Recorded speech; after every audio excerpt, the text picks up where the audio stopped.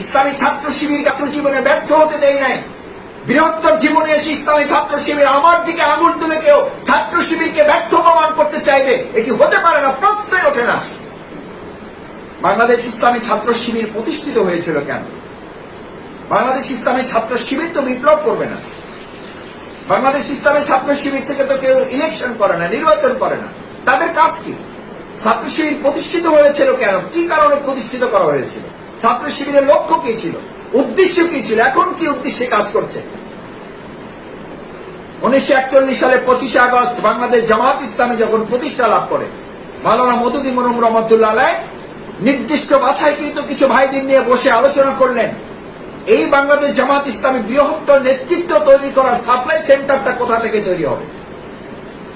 এখন থেকে 10 বছর পর, 20 বছর পর, 40 বছর, 50 বছর পর এই আন্দোলনের নেতৃত্বটা সাপ্লাই কোথা থেকে হবে? সাপ্লাই সেন্টারটা কি হবে? তখন সবাই আলোচনা করে সিদ্ধান্ত নিলেন সাপ্লাই সেন্টারটা তো হলো ছাত্র সংগঠন, সেখান থেকে নেতৃত্ব তৈরি হবে। এই চিন্তা করে প্রতিষ্ঠান কেন্দ্রিক একটা সংগঠনের প্রয়োজনীয়তা উপলব্ধি করা হলো এবং বাংলাদেশ জামাত ইসলামের তৎকালীন লোকেরা দীর্ঘ আলোচনা করে বাংলাদেশ ইসলামী ছাত্র সংঘ নামে একটি ছাত্র সংগঠন বাংলাদেশ জামাত ইসলামীর নেতৃত্ব পূরণের সাপ্লাই সেন্টার হিসেবে ইসলামী ছাত্র সংঘ প্রতিষ্ঠিত করেছে। বিষয়টি যদি পরিষ্কার হয়ে থাকে তাহলে আমি আপনাদের কাছে বিনয়ের সাথে অনুরোধ করতে চাই, ছাত্র শিবির থেকে আসা ভাইয়েরা, ছাত্র সংঘ থেকে আসা সেই সময়ের ভাইয়েরা, আমরা তো শুধু কর্মী সাপ্লাই দেওয়ার জন্য আমাদেরকে তৈরি করা হয় নাই। কর্মপদ্ধতিতে আমাদের নামই দেওয়া হয়েছিল আমরা অভিজ্ঞ চিকিৎসকের ভূমিকা পালন করব। স্পেশালিস্ট, শুধু মেডিকেল অফিসার না, আপনি সাধারণ কর্মী না, আপনি কর্মী হিসেবে জামাত ইসলামীতে কাজ করার জন্য আপনাকে ছাত্র শিবির তৈরি করে নাই। এই লক্ষ্য নিয়ে ছাত্র শিবির তৈরি হয় নাই। তাহলে ছাত্র শিবিরের লক্ষ্য উদ্দেশ্য ব্যর্থ। যে আমার কারণে ব্যর্থ, আপনার ভূমিকার কারণে ছাত্র শিবিরের লক্ষ্য উদ্দেশ্য ব্যর্থ হতে বাধ্য। কারণ ছাত্র শিবিরকে তৈরি করা হয়েছিল জামাত ইসলামীর নেতৃত্ব সাপ্লাই সেন্টার হিসাবে। আপনি ওয়ার্ড সভাপতি থাকবেন সেজন্য না, আপনি ইউনিট সভাপতি থাকবেন 5 বছর ধরে সেজন্য না, আপনি সহযোগী ছিলেন, কর্মী ছিলেন, আছেন। মুমিনের এক কথা, ইমানদারের এক কথা, কর্মী ছিলাম, আসি, মাসুদ ভাই থাকবো ইনশাআল্লাহ। আমার রাজশাহী ইউনিভার্সিটির এক কর্মী ছিল, মাসুদ ভাই কর্মী থেকে যদি সাথী হয়ে যায়, একজন কর্মী ঘাটতে হবে না? বলেন, এটা কি হতে দেওয়া যায়? একজন কর্মী ঘাটতে এটা মেনে নেওয়া যায়? অসম্ভব, এটা হইতেই পারে না। বললাম সর্বনাশ, আপনার তো বিরাট যুক্তি, কঠিন যুক্তি আপনার। আপনি কর্মী ঘাটতি মেনে নিতে পারেন না, সেই জন্য আপনি সাথী হচ্ছেন না। ঠিক একইভাবে একজন সাথী বলতেছে, মাসুদ ভাই আমি সাথী থেকে সদস্য হয়ে গেলে একজন সাথী ঘাটতি হবে। কি অদ্ভুত যুক্তি তার, কি মারাত্মক বুদ্ধিমত্তার পরিচয় দিয়েছেন তিনি। অথচ ইসলামী ছাত্র শিবির প্রতিষ্ঠা করা হয়েছিল এই লক্ষ্য নিয়ে যে ইসলামী ছাত্র শিবির থেকে কর্মী সাপ্লাই হবে না, ইসলামী ছাত্র শিবির থেকে জনশক্তি সাপ্লাই হবে না, নেতৃত্ব সাপ্লাই হবে। তাহলে বলবেন যে সবাই থানা আমির হবে, সবাই মহানগরী আমির সেক্রেটারি হবে না, কিন্তু সবাই এমনভাবে প্রস্তুত থাকবে যে ইউনিট সভাপতি থাকবে, কিন্তু তিনি রোপণ থাকবেন, তিনি চূড়ান্ত শপথের অধিকারী থাকবেন, জীবন এবং সম্পদের চূড়ান্ত বাজি রেখে তিনি ইসলামী আন্দোলনে ভূমিকা রাখার প্রস্তুত থাকবেন। যে কোনো সময় চাইলে যেন তাকে থানা আমিরের দায়িত্ব দেওয়া যায়। এটি মারাত্মক আরেকটি আত্মঘাতী কথা। আমি প্রতিষ্ঠিত হয়ে দিন প্রতিষ্ঠা করব, এটা রীতিমতো ইসলামী আন্দোলন আল্লাহর দ্বীনের প্রতি কিছুটা অবজ্ঞা প্রদর্শন করা শামিল। অথচ এই কথাটা কিন্তু আমরা হরহামেশা বলে বেড়াই, প্রায় বলে থাকি, মাসুদ ভাই, বাড়ি ভাই, সোহেল ভাই, হেলাল ভাই, বুলবুল ভাই, আমাকে একটু প্রতিষ্ঠিত হতে দেন। আপনি প্রতিষ্ঠিত হয়ে ইসলাম প্রতিষ্ঠা করবেন, ইসলাম আপনার কাছে এত ঠেকা পড়ে নাই।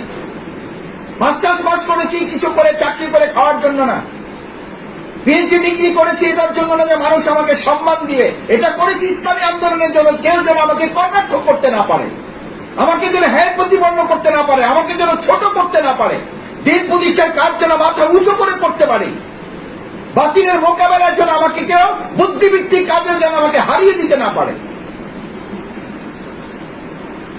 আমি প্রতিষ্ঠিত হয়ে দিন প্রতিষ্ঠা করবো, আপনার কাছে ইসলামে এত ঠেকা পড়ে নাই। বরং ইসলাম আপনাকে উল্টো বলছে, দিন প্রতিষ্ঠা করো, আল্লাহ তাআলা দুনিয়াতে তোমাকে বোনাস হিসাবে প্রতিষ্ঠিত করে দেবেন। আপনি ভাবছেন মাসুদ ভাই এটা কোথায় পাইছেন? বাংলা সাহিত্যে? আপনি বাংলার ছাত্র, উপন্যাস থেকে বলছেন? না, উপন্যাস থেকে বলছি না, এটা মহাগ্রন্থ আল কোরআন থেকে বলছি। فأما من أعطى واتقى وصدق بالحسنى فسنيسره لليسرى। আল্লাহ দিন প্রতিষ্ঠার জন্য নিজেকে নিবেদিত করো। আমাকেই শুধু ভয় করো, রিজিককে ভয় করো না, চাকরিকে ভয় করো না। ওয়াসাদ্দাকা বিল হুসনা, আর আমার এই নীতিমালাকে যথার্থভাবে বিশ্বাস করো, এটাকে ধারণ করো। ফাসানুয়াসসিরহু লিল ইউসরা, গোটা দুনিয়াটা আমি তোমার জন্য সহজ করে দেবো। ওয়া আম্মা মান বাখিলা, আর যদি এই ক্ষেত্রে কৃপণতা করো, নিজের মতো করে জীবন পরিচালনা করো, সময় দিবা না, পরিশ্রমের কোরবানি করবা না, সময়ের কোরবানি করবা না, মতের কোরবানি করবা না, কার্পণ্য করবা, কৃপণতা করবা, অর্থের কোরবানি করবা না, অস্তাক না, এটা তোমার বাড়াবাড়ি, এটা তোমার সীমালঙ্ঘন, এটা তোমার লাগামহীনতা। ওয়াকাজ্জাবিল হুসনা, এবং আমার নীতিমালাকে রীতিমতো অস্বীকার করা, আর তার পরিণতি হচ্ছে ফাসানিয়াসসিরহু লিল উসরা, গোটা জীবনটা আমি তোমার জন্য কঠিন থেকে আরো কঠিন করে দেব। যে ব্যস্ততার মধ্যে এই ব্যস্ততা আরো তোমাকে গভীরে তলিয়ে দেব। ব্যস্ততার গভীরে তুমি হাবুডুবু খেতে বাধ্য থাকবে। ব্যস্ততা থেকে তুমি আর সেখান থেকে বেরোতে পারবে না। আত্মপ্রতিষ্ঠা করে দিন প্রতিষ্ঠা নয়, বরং দিন প্রতিষ্ঠা করে আপনি আপনার জীবন প্রতিষ্ঠার জন্য আল্লাহর সাহায্য পাওয়ার উপযুক্ত হওয়া। আপনি প্রতিষ্ঠিত হয়ে দিন প্রতিষ্ঠার সময় আপনার জীবনে কোনো কালে আসে নাই, আসবে না, আসতে পারে না, অসম্ভব। সেজন্য স্লোগানটা চেঞ্জ করতে হবে আমাদের। আপনি প্রতিষ্ঠিত হয়ে দিন প্রতিষ্ঠা নয়, বরং দিন প্রতিষ্ঠা করতে করতে আপনি প্রতিষ্ঠিত হওয়ার চেষ্টা করলে আল্লাহ তাআলা বরকত দিবেন, আপনার জন্য সহজ করে দেবেন, না হলে আরো জীবনটা কঠিন থেকে কঠিনতর করে দেবেন। ব্যস্ততা দিয়ে দুই হাত পরিপূর্ণ করে দেবেন, অভাব জীবনে দূর হবে না। হাদিসে কুদসির বর্ণনা, ইয়া বানি আদম, আমি বনি আদমকে সৃষ্টি করে তার সাথে ব্যস্ততাও দিয়েছি। এই ব্যস্ততা থেকে মুক্ত হয়ে যে দিন কায়েমের আন্দোলনে নিজেকে সামিল করবে, আমি তাকে দুটো পুরস্কার দেব। প্রথম, নাম্বার 1, তার হৃদয়টা, অন্তরটা প্রশান্তি দিয়ে ভরে দেব। 2, আমি 2 নম্বর তাকে পুরস্কারটা দেব, অভাব তার ধারে কাছেও ঘেঁষতে পারবে না, অভাব তার ধারে কাছেও ঘেঁষতে পারবে না। অন্তরটা প্রশান্তি দিয়ে ভরে দেব। আর কি চান? গোটা পৃথিবী তো প্রশান্তির জন্য ছুটে বেড়াচ্ছে, প্রতিযোগিতা করছে, কম্পিটিশনে ব্যস্ত।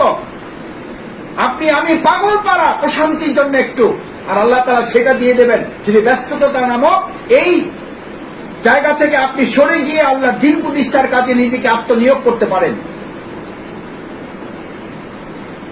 আর যদি তা না করি আমি, আল্লাহ তাআলা এবার বলেন তাকে দুটো শাস্তি দেব, একটা পুরস্কার আর একটা তিরস্কার।